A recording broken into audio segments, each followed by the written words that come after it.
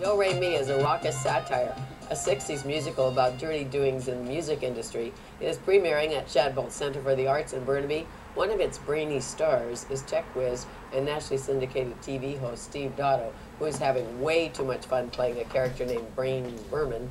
It is my pleasure to welcome Steve Dotto back to Studio 4 to tell us more. Hey. And not about iPods. No technology today. No, it's all about music. We always keep telling me, Steve, are you doing a show or are you doing a show? Because I never have time to do shows.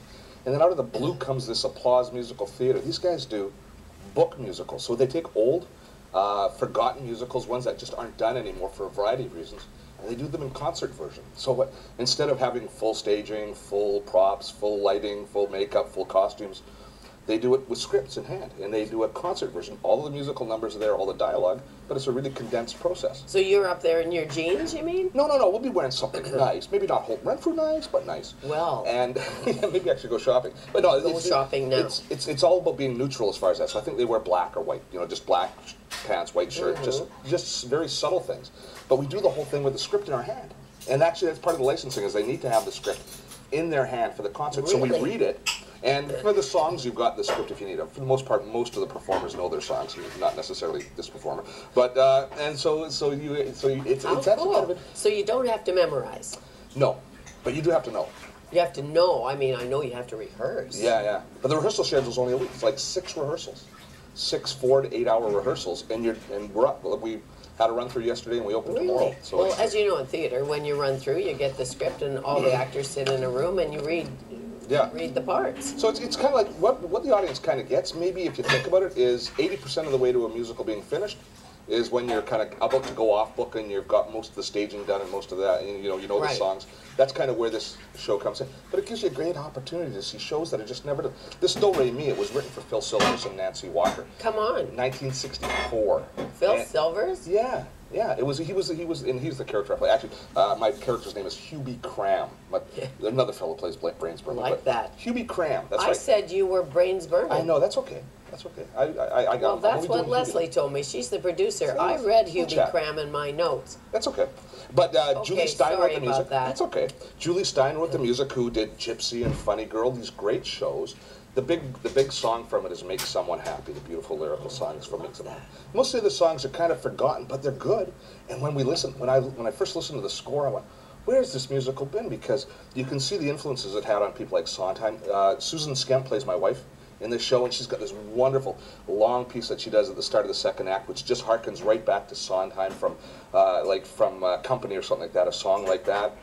You can hear its influences on a whole bunch. Actually, whole scenes are almost, the producers lifted almost whole scenes right out of this show. So it was, even though the show itself never did great on Broadway, never won any big awards. It was nominated for a Tony. It was nominated for a Tony. That's because Phil Silvers. Phil Silvers was such a huge star. Sergeant Bilko. Phil Silvers, Sergeant Bilko played Hubert Cram. That's the part I know. Yeah. Well, to me, you look like Sergeant Bilko a little bit. Just a tiny bit. No. Well, come on, I can, there's a feeling. Okay. You have kind of a, did you watch Bilko? I did, of course I watched Bilko and all those shows. Okay, so this is a bit of a wacky romp. But it is. It's a guys and dolls type story. Gangsters, all sorts of stuff, romance. Satire, too. Yeah, there's a little bit of satire. It takes place in the 60s when jukeboxes came in, and you had to get jukeboxes in, and what happens is my character, who was kind of an underling in the mob before, who used to just be an errand boy for all the tough gangsters, and when they had slot machines in New York, once the slot machines all got sent away, he figures jukeboxes are the new slot machines. He gets all of the mob back in, but they're going to work legitimate. And so we're going to be all legitimate selling jukeboxes, except they decide to now go back to their old ways, and he tries to stop them. And of course, it's all cacophonous at the end. He loses his wife, but there's a happy musical ending, I'm happy to say. 1964, go figure. Oh, of course. Yeah. There were always happy endings in 1964. There is a happy ending in 1964. And nobody slept in a double bed in the movies. No, that's true. That's true. But we've got great... it's true. All you saw in the movies, do you remember Doris Day, Rock Hudson? Twin beds. Twin beds? I don't even think we saw the beds. Okay. They would just... There's no bed scenes. We have chairs. Walk into the bedroom. There you go. It's staging, very minimalistic. All the cast stays on stage the whole time, and they just move back into their chairs, pull their chairs out to set the suggestion of the scene. Right. So it's a really amazingly talented cast. It's amazing that I was saying to Susan the other night, we were listening to one of the numbers. There's a huge long number, about 12 minutes at the end of the show, which goes from song to song with the dialogue right underneath with all underscored. And it's a real moving piece that kind of travels a great distance, moves the show to its conclusion in about 12 minutes.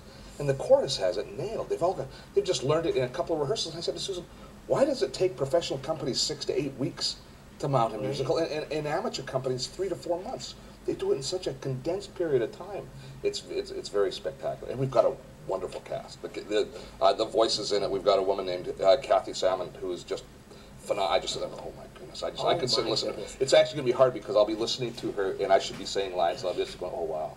There's a little Broadway in all of us. There is a little Broadway in all of us. Now, were you a thespian before you were a techno-whiz? Yes, yeah.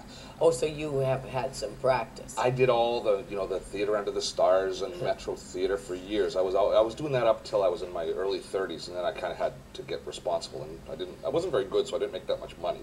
Well, you never know, though. The big break could have come. Yeah, this could be it. It's interesting today because we had Karen Lerner, president of Holtz, and what did she want to be? She wanted to be an actress. When she grew up, she wanted to be an actress. Yeah. And you wanted to be an actor. I did. I'm not sure I do anymore. You know what? I think I enjoy amateur theater and semi-professional theater like this more than I would enjoy working professionally now, because it's about the process, it's about the people, it's about the fun and the journey, as opposed to, building your career. Well, sure. And if you don't make it big, you don't make much money. And the amazing thing about this city is there is so much talent when we look around and see when we see the different people. So you sit in a cast like this, and you're just amazed time after time by the different people and the different abilities that they bring to the table. And you say, how are these people not working professionally all over town? But there just is only so much work to go around, and there's way more talent than the available work. Exactly. Now, the other songs in the show are. I was just trying to figure that out. Adventure. Adventure, that's one Susan Skemp sings. As my wife, she talks about what a wonderful and adventurous husband I am. And I am. Really? In real life? We'll have to ask the other Susan if that one is the case. She's sick today. She has to just ask any question that comes into the brain.